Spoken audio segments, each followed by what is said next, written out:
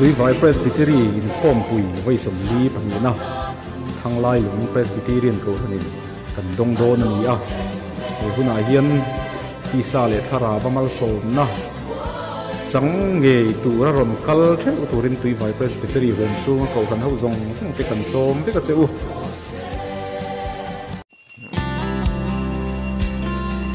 Presbytery in Puasai na welcome banner palai te kan lo ma cheu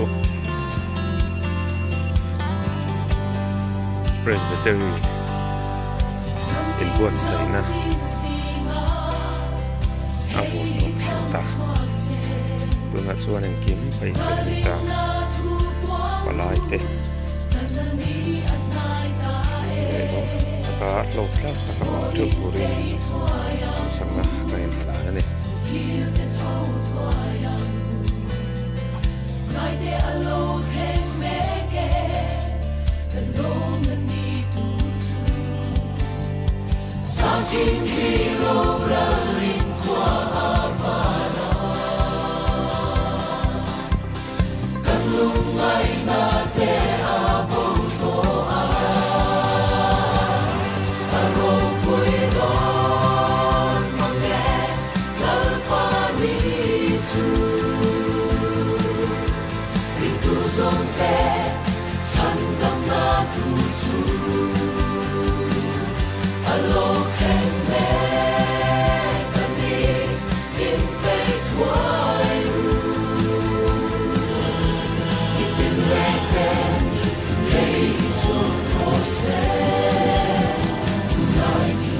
bằng par vel te kan en siang do ne moyem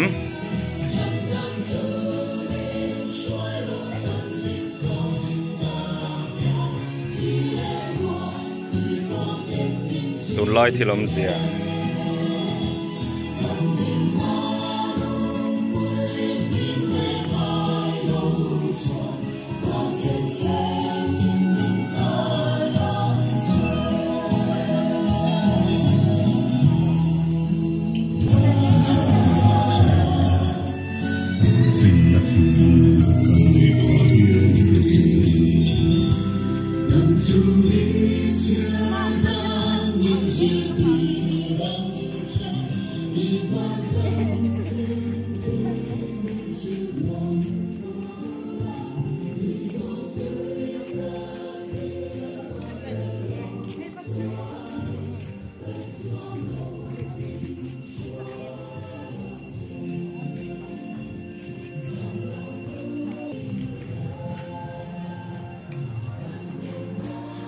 kan va man mel ve to pu biak ni te refreshment an doi pun